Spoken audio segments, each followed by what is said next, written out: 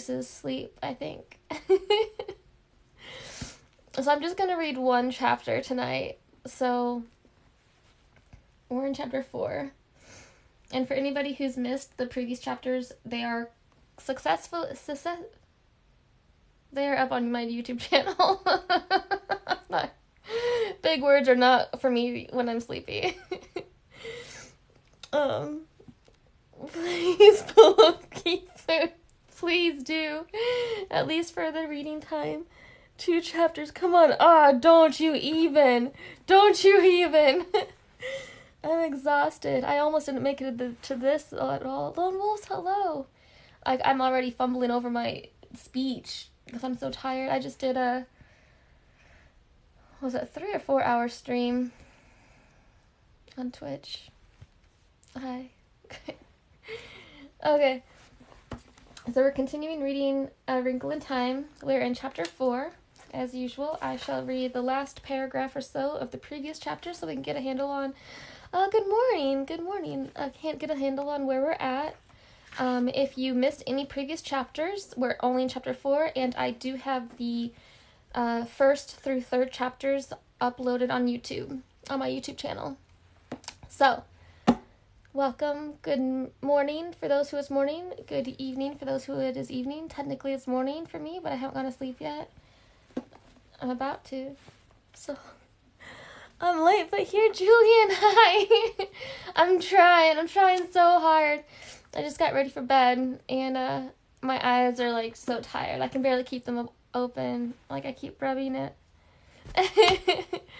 Welcome back. Welcome for story time. I'm still in my Snorlax hoodie, or onesie. So... I'm gonna be reading one chapter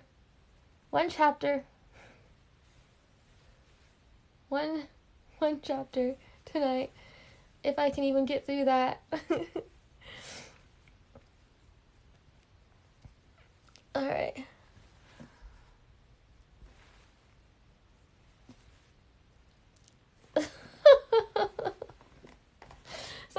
Sounds good. Alright, so I'm barely here. I'm super tired, and I think I got something in my eye, like face wash, so it's kind of stinging. So this one's like really red. This is why you don't get ready for bed when you're already sleeping. It doesn't work out. Stop. Hey! Bedtime story. Yes, bedtime. Reading one chapter from A Wrinkle in Time. We're in chapter 4. Alright, I'll read the last paragraph or so of chapter 3 to get our bearings and continue in chapter 4. And if you missed any previous chapters, they are uploaded on my YouTube channel. Alright, this last part of chapter 3. Mrs. Whatsit's forehead untangled the stole from the tree and with a deft gesture took the sheet and folded it. "Oh, thank you," Mrs. Whatsit said. "You're so clever." "Un asno viejo sabe más que un potro, Perez. An old ass knows more than a young colt." "Just because you're a paltry few billion years," Mrs. Whatsit was starting indignantly, when a sharp, strange voice cut in. "All right, girls. This is no time for bickering." "It's Mrs. Witch," Charles Wallace said. There was a faint gust of wind. The leaves shivered in it. The patterns of moonlight shifted. And in a circle of silver something shimmered, quivered, and the voice said, "I do not think I will materialize completely. I find it very tiring." That's how I feel right now. "And we have much to do." That's how she talks. Oh, Truffle, thank you for the rose. Thank you. Alright, now we're in chapter 4 of A Wrinkle in Time. The black thing. The trees were lashed into a violent frenzy. Meg screamed and clutched at Calvin, and Mrs. Witch's authoritative voice called out, "Quiet, child." Did a shadow fall across the moon, or did the moon simply go out, extinguished as abruptly and completely as a candle? There was still the sound of leaves, a terrifying rushing. All light was gone. Darkness was complete. Suddenly, the wind was gone, and all sound. Meg felt that Calvin was being torn from her. When she reached for him, her fingers touched nothing. She screamed out, "Charles!" And whether it was to help him or for him to help her, she did not know. The word was flung back down her throat and she choked on it.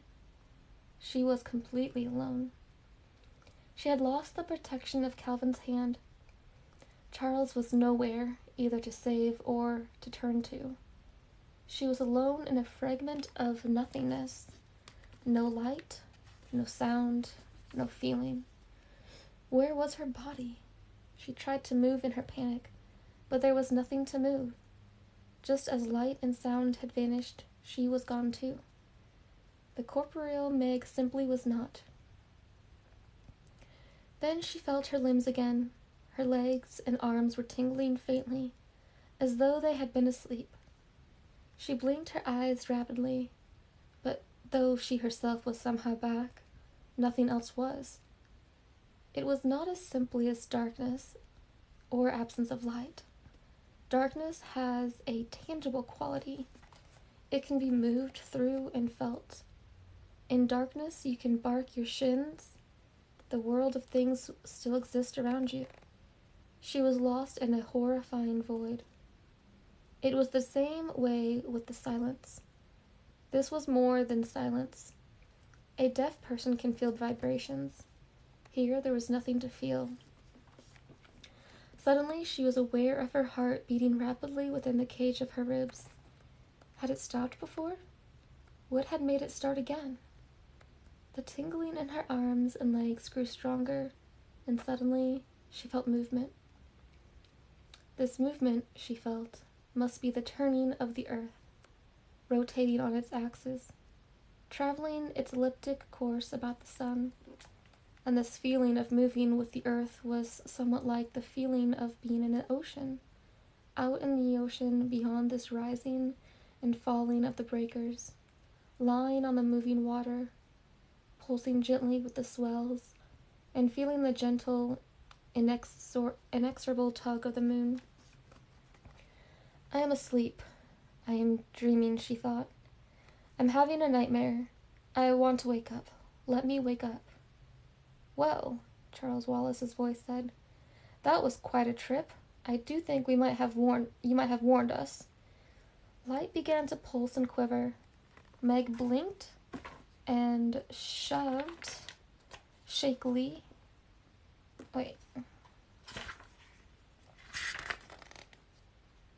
Meg blinked and shoved shakily at her glasses, and there was Charles Wallace standing indignantly in front of her, his hands on his hips. "Meg," he shouted. "Calvin, where are you?" She saw Charles, she heard him, but she could not go to him. She could not shove through the strange, trembling light to meet him. Calvin's voice came as though it were pushing through a cloud. "Well, just give me time, will you? I'm older than you are." Meg gasped. It wasn't that Calvin wasn't there, and then that he was. It wasn't that part of him came first, and then the rest of him followed, like a hand, and then an arm, an eye, and then a nose. It was a sort of shimmering, a looking at Calvin through water, through smoke, through fire. And then he was there, solid and reassuring. "Meg," Charles Wallace's voice came. "Meg, Calvin, where's Meg?" "I'm right here," she tried to say, but her voice seemed to be caught at its source. "Meg," Calvin cried, and he turned around, looking about wildly. "Mrs. Witch, you haven't left Meg behind, have you?" Charles Wallace shouted. "If you've hurt Meg, any of you," Calvin started. But suddenly Meg felt a violent push and a shattering, as though she had been thrust through a wall of glass. "Oh, there you are," Charles Wallace said. and rushed over to her and hugged her. "But where am I?" Meg asked breathlessly, relieved to hear that her voice was now coming out of her in more or less a normal way. She looked around rather wildly. They were standing in a sunlit field, and the air about them was moving with the delicious fragrance that comes only on the rarest of spring days, when the sun's touch is gentle and the apple blossoms are just beginning to unfold. She pushed her glasses up on her nose to reassure herself that what she was seeing was real. They had left the silver glint of a biting autumn evening, and now around them everything was golden with light. The grasses of the field were a tender new green, and scattered about were tiny multicolored flowers. Meg turned slowly to face a mountain reaching so high into the sky that its peak was lost in a crown of puffy white clouds. From the trees at the base of the mountain came a sudden singing of birds. There was an air of such ineffable peace and joy all around her that her heart's wild thumping slowed. "When shall we three meet again, in thunder, lightning, or in rain?" came Mrs. Who's voice. Suddenly the three of them were there. Mrs. Whatsit with her pink stole askew, Mrs. Who with her spectacles gleaming, and Mrs. Witch still little more than a shimmer. Delicate, multicolored butterflies were flutting around them, as though in greeting. Mrs. Whatsit and Mrs. Who began to giggle, and they giggled until it seemed that, whatever their private joke was, they would fall down with the wild fun of it. The shimmer seemed to be laughing too.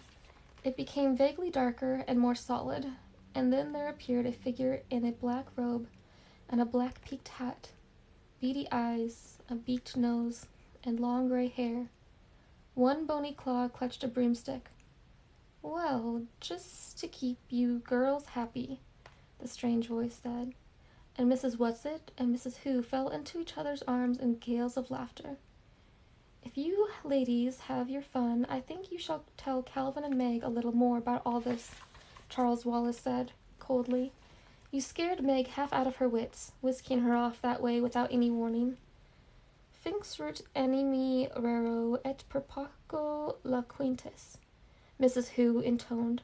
Horace. To action little, less to words inclined. "Mrs. Who, I wish you'd stop quoting." Charles Wallace sounded very annoyed. Mrs. Whatsit adjusted her stole. "But she finds it difficult to verbalize, Charles dear. It helps her if she can quote instead of working out words on her own." "And we mustn't lose our sense of humor," Mrs. Witch said.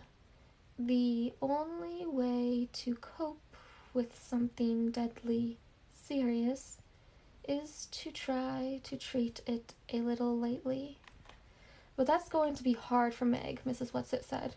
"It's going to be hard for her to realize that we are serious." "What about me?" Calvin said. "The life of your father isn't at stake," Mrs. Whatsit told him. "What about Charles Wallace, then?" Mrs. Whatsit's unoiled door hinge voice was warm with affection and pride. Charles Wallace knows. Charles Wallace knows that it's far more than just the life of his father. Charles Wallace knows what's at stake." "But remember," Mrs. Who said, "Euripides, nothing is hopeless. We must hope for everything." "Where are we now, and how did we get here?" Calvin asked. "Uriel, the third planet of the star Malhak, and the spiral nebula Messier 101. "This I'm supposed to believe?" Calvin asked indignantly. "As you like," Mrs. Witch said coldly. For some reason, Meg felt that Mrs. Witch, despite her looks and ephemeral broomstick, was someone in whom one could put complete trust. One doesn't seem any more peculiar than anything else that's happened. "Well then, someone just tell me how we got here?" Calvin's voice was still angry, and his freckles seemed to stand out on his face. "Even traveling at the speed of light, it would take us years and years to get here." "Oh, we don't travel at the speed of anything," Mrs. Whatsit explained earnestly. "We tesser, or you might say, we wrinkle." "Clear as mud," Calvin said. Tesser, Meg thought. Could that have anything to do with Mother's tesseract? She was about to ask when Mrs. Witch started to speak, and one did not interrupt when Mrs. Witch was speaking. Mrs. Whatsit is young and naive. She keeps thinking she can explain things in words, Mrs. Who said. K plus sight plus satate, French. You know, the more a man knows, the less he talks. Alright, I'll check in with you guys for a second. The pizza was 4 out of 10. We're reading A Wrinkle in Time. I'm in chapter 4. Oh, thank you for the roses, guys.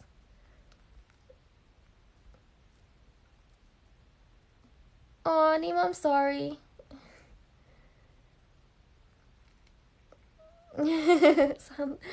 Hello.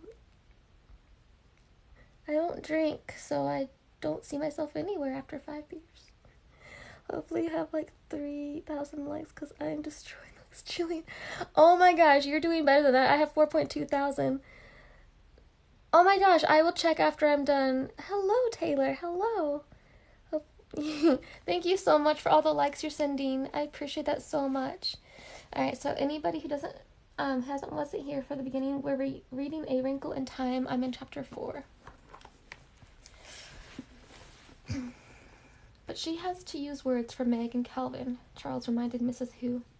If you brought them along, they have a right to know what's going on. Meg went up to Mrs. Witch. In the intensity of her question, she had forgotten all about the tesseract. Is my father here? Mrs. Witch shook her head. Not here, Meg. Let Mrs. Whatsit explain. She is young, and the language of words is easier for her than it is for Mrs. Who and me. We stopped here, Mrs. Whatsit explained, more or less to catch our breaths, and to give you a chance to know what you're up against. But what about Father? Meg asked. Is he all right? For the moment, love, yes. He's one of the reasons we're here. But you see, he's only one. Well, where is he? Please take me to him. We can't, not yet, Charles said. You have to be patient, Meg. But I'm not patient, Meg cried passionately. I've never been patient. Mrs. Who's glasses shone at her gently. If you want to help your father, then you must learn patience. Vitam impendre vero, to stake one's life for the truth. That is what you must do. That is what your father is doing, Mrs. Whatsit nodded. Her voice, like Mrs. Who's, very serious, very solemn. Then she smiled her radiant smile. Now, why don't you 3 children wander around and Charles can explain things a little? You're perfectly safe on Uriel. That's why we stopped here to rest. But aren't you coming with us? Meg asked fearfully. There was silence for a moment. Then Mrs. Witch raised her authoritative hand. Show them, she said to Mrs. Whatsit, and at something in her voice Meg felt prickled of apprehension. Now? Mrs. Whatsit asked, her creaky voice rising to a squeak. Whatever it was Mrs. Witch wanted them to see, it was something that made Mrs. Whatsit uncomfortable too. Now, Mrs. Witch said, they may as well know. Should I change? Mrs. Whatsit asked. Better. I hope it won't upset the children too much, Mrs. Whatsit murmured, as though to herself. Should I change too? Mrs. Who asked. Oh, but I've had fun in these clothes. But I'll have to admit Mrs. Whatsit is the best at it. Das Werk lehrt den Meister, German. The work proves the craftsman. Shall I transform now too? Mrs. Witch shook her head. Not yet. Not here. You may wait. Now, don't be frightened, loves, Mrs. Whatsit said. Her plump little body began to shimmer, to quiver, to shift. The wild colors of her clothes became muted, whitened. The pudding bag shape stretched, lengthened, merged, and suddenly before the children was a creature more beautiful than any Meg had even imagined. And the beauty lay in far more than the outward description. Outwardly, Mrs. Whatsit was surely no longer a Mrs. Whatsit. She was a marble-white body with powerful flanks, something like a horse, but at the same time completely unlike a horse. For from the magnificently modeled back sprang a nobly formed torso, and a head resembling a man's, but a man with a perfection of dignity and virtue. An exaltation of joy, such as Meg had never before seen. No, she thought, it's not like a Greek centaur, not in the least. From the shoulders slowly a pair of wings unfolded, wings made of rainbows of light upon water of poetry. Calvin fell to his knees. No, Mrs. Whatsit said, though her voice was not Mrs. Whatsit's voice. Not to me, Calvin. Never to me. Stand up. Carry them, Mrs. Witch commanded. With a gesture both delicate and strong, Mrs. Whatsit knelt in front of the children, stretching her wings wide and holding them steady but quivering. Onto my back now, the new voice said. The children took hesitant steps toward the beautiful creature. But what do we call you now? Calvin asked. Oh, my dears, came the new voice, a rich voice with the warmth of a woodwind, the clarity of a trumpet, the mystery of an English horn. You can't go on changing my name each time I metamorphose. And I've had such pleasure being Mrs. Whatsit, I think you better keep to that.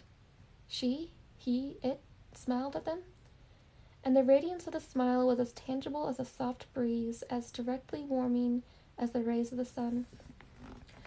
Come, Charles Wallace clambered up. Meg and Calvin followed him. Meg sitting between the two boys. A tremor went through the great wings, and then Mrs. Whatsit lifted, and they were moving through the air. Meg soon found that there was no need to cling to Charles Wallace or Calvin. The great creature's flight was serenely smooth. The boys were eagerly looking around the landscape. Look, Charles Wallace pointed. The mountains were so tall that you can't see where they end. Meg looked upward, and indeed the mountains seemed to be reaching into infinity. They left the fertile fields and flew across the great plateau of granite-like rock shaped into enormous monoliths. These had a definite, rhythmic form, but they were not statues.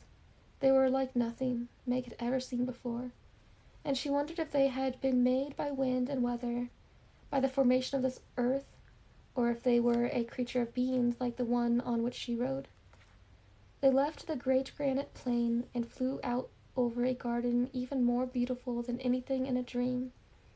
In it were gathered many creatures like the one Mrs. Whatsit had become, some lying among the flowers, some swimming in a broad, crystal river that flowed through the garden, some flying in what Meg was sure must be a kind of dance, moving in and out above the trees. They were making music that came not only from their throats, but from the movement of their great wings as well. What are they singing? Meg asked excitedly. Mrs. Whatsit shook her beautiful head. It won't go into your words. I can't possibly transfer it into your words. Are you getting any of it, Charles? Charles Wallace sat very still on the broad back, on his face an intently listening look. The look he had when he delved into Meg or his mother. A little, just a very little, but I think I could get more in time. Yes, you could learn it, Charles, but there isn't time. We could only stay here long enough to rest up and make a few preparations. Meg hardly listened to her. I want to know what they're saying. I want to know what it means. And just for reference, this is the art cover of the depiction of the creature.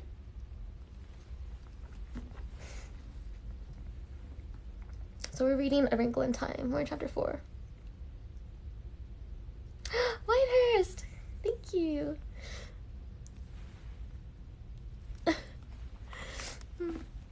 People are funny. You guys, some of you people are funny. Alright.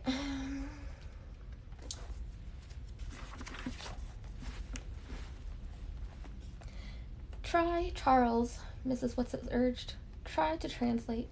You can let yourself go now. You don't have to hold back. But I can't, Charles Wallace cried in an anguished voice. I don't know enough, not yet. Then try to work with me, and I'll see if I can't verbalize it a little for them. Charles Wallace got his look of probing, of listening. I know that look, Meg thought suddenly. Now, I think I know what it means, because I've had it myself. Sometimes doing math with Father, when a problem is just about to come clear. Mrs. Whatsit seemed to be listening to Charles's thoughts. Well, yes, that's an idea. I can try. Too bad you don't really know it, so you can give it to me direct. Charles, it's so much more work this way. Don't be lazy, Charles said. Mrs. Whatsit did not take offense. She explained. Oh, it's my favorite kind of work, Charles. That's why they chose me to go along, even though I'm so much younger. It's my one real talent. But it takes a tremendous amount of energy, and we're going to need every ounce of energy for what's ahead of us. But I'll try. For Calvin and Meg, I'll try. She was silent. The great wings almost stopped moving. Only a delicate stirring seemed to keep them aloft. Listen, then, Mrs. Whatsit said. The resonant voice rose, and the words seemed to all be around them so that Meg felt that she could almost reach out and touch them. Sing unto the Lord a new song, and his praise from the end of the earth. Ye that go down to the sea, and all that is therein, the isles, and the inhabitants thereof. Let the wilderness and the cities thereof lift their voice. Let the inhabitants of the rocks sing. Let them shout from the top of the mountains. Let them give glory unto the Lord. Throughout her entire body, Meg felt a pulse of joy, such as she had never known before. Calvin's hand reached out. He did not clasp her hand in his. He moved his fingers so that they were barely touching hers. But joy flowed through them, back and forth between them, around them and about them and inside them. When Mrs. Whatsit sighed, it seemed completely incomprehensible that through this bliss could come the faintest whisper of doubt. We must go now, children. Mrs. Whatsit's voice was deep with sadness, and Meg could not understand. Raising her head, Mrs. Whatsit gave a call that seemed to be a command, and one of the creatures flying above the trees nearest them raised its head to listen, and then flew off and picked 3 flowers from a tree growing near the river and brought them over. Each of you take one, Mrs. Whatsit said. I'll tell you how to use them later. As Meg took her flower, she realized that it was not a single blossom, but hundreds of tiny flowerets forming a kind of hollow bell. Where are we going? Calvin asked. Up. The wings moved steadily, swiftly. The garden was left behind, the stretch of granite, the mighty shapes, and then Mrs. Whatsit was flying upward, climbing steadily up, up. Below them the trees of the mountain dwindled, became sparse, were replaced by bushes and then small, dry grasses, and then vegetation ceased entirely, and there were only rocks, points and peaks of rocks, sharp and dangerous. Hold on tight, Mrs. Whatsit said. Don't slip. Meg felt Calvin's arms circle around her waist in a secure hold. Still, they moved upward. Now they were in clouds. They could see nothing but drifting whiteness, and the moisture clung to them and condensed in icy droplets. As Meg shivered, Calvin's grip tightened. In front of her, Charles Wallace sat quietly. Once he turned just long enough to give her a swift glance of tenderness and concern. But Meg felt as each moment passed that he was growing farther and farther away, that he was becoming less and less her adored baby brother, and more one with whatever kind of being Mrs. Whatsit, Mrs. Who, and Mrs. Which in actuality were. Abruptly they burst out of the clouds into a shaft of light. Below them there were still rocks. Above them the rocks continued to reach up into the sky, but now, though it seemed miles upward, Meg could see where the mountain at last came to an end. Mrs. Whatsit continued to climb, her wings straining a little. Meg felt her heart racing. Cold sweat began to gather on her face, and her lips felt as though they were turning blue. She began to gasp. All right, children, use your flowers now, Mrs. Whatsit said. The atmosphere will continue to get thinner from now on. Hold the flowers up to your face and breathe through them, and they will give you enough oxygen. It won't be as much as you're used to, but it will be enough. Meg had almost forgotten the flowers, and was grateful to realize that she was still clasping them, that she hadn't let them fall from her fingers. She pressed her face into the blossoms and breathed deeply. Calvin still held her with one arm, but he too held the flowers to his face. Charles Wallace moved the hand with the flowers slowly, almost as though he were in a dream. Mrs. Whatsit's wings strained against the thinness of the atmosphere. The summit was only a little way above them, and then they were there. Mrs. Whatsit came to rest on a small plateau of smooth, silvery rock. There ahead of them was a great white disk. One of Uriel's moons, Mrs. Whatsit told them, her mighty voice faintly breathless. "Oh, it's beautiful," Meg cried. "It's beautiful." The silver light from the enormous moon poured over them, blending with the golden quality of the day, flowering over the children, over Mrs. Whatsit, over the mountain peak. "Now we will turn around," Mrs. Whatsit said, and at the quality of her voice, Meg was afraid again. But when they turned, she saw nothing. Ahead of them was the thin, clear blue of sky, below them the rocks thrusting out of the shifting sea of white clouds. "Now we will wait," Mrs. Whatsit said, "for sunset and moonset." Almost as she spoke, the light began to deepen, to darken. "I want to watch the moon set," Charles Wallace said. "No, child, do not turn around, any of you. Face out toward the dark. What I have to show you will be more visible then. Look ahead, straight ahead, as far as you can possibly look." Meg's eyes ached from the strain of looking and seeing nothing. Then, above the clouds which encircled the mountain, she seemed to see a shadow, a faint thing of darkness, so far off that she was scarcely sure she was really seeing it. Charles Wallace said, "What's that?" "That sort of shadow out there," Calvin gestured. "What is it? I don't like it." "Watch," Mrs. Whatsit commanded. It was a shadow, nothing but a shadow. It was not even as tangible as a cloud. Was it cast by something, or was it a thing in itself? The sky darkened. The gold left the light, and they were surrounded by blue deepening until, where there had been nothing but the evening sky, there was now a faint pulse of star, and then another, and another, and another. There were more stars than Meg had ever seen before. "The atmosphere is so thin here," Mrs. Whatsit said, as though in answer to her unasked question, "that it does not obscure your vision as it would at home. Now look straight ahead." Meg looked. The dark shadow was still there. It had not loosened or dispersed with the coming of light, and where the shadow was, the stars were not visible. What could there be about a shadow that was so terrible that she knew that there had never been before or ever would be again anything that would chill her with a fear that was beyond shuddering, beyond crying or screaming, beyond the possibility of comfort? Meg's hand holding the blossom slowly dropped, and it seemed as though a knife gashed through her lungs. She gasped, but there was no air for her to breathe. Darkness glazed her eyes and mind, but as she started to fall into unconsciousness, her head dropped down into the flowers, which she was still clutching, and as she inhaled the fragrance of their purity, her mind and body revived, and she sat up. The shadow was still there, dark and dreadful. Calvin held her hand strongly in his, but she felt neither strength nor reassurance in his touch. Beside her, a tremor went through Charles Wallace, but he sat very still. He shouldn't be seeing this, Meg thought. This is too much for so little a boy, no matter how different and extraordinary a little boy. Calvin turned, rejecting the dark thing that blotted out the light of the stars. "Make it go away, Mrs. Whatsit," he whispered. "Make it go away. It's evil." Slowly the great creature turned around so that the shadow was behind them, so that they saw only the stars unobscured.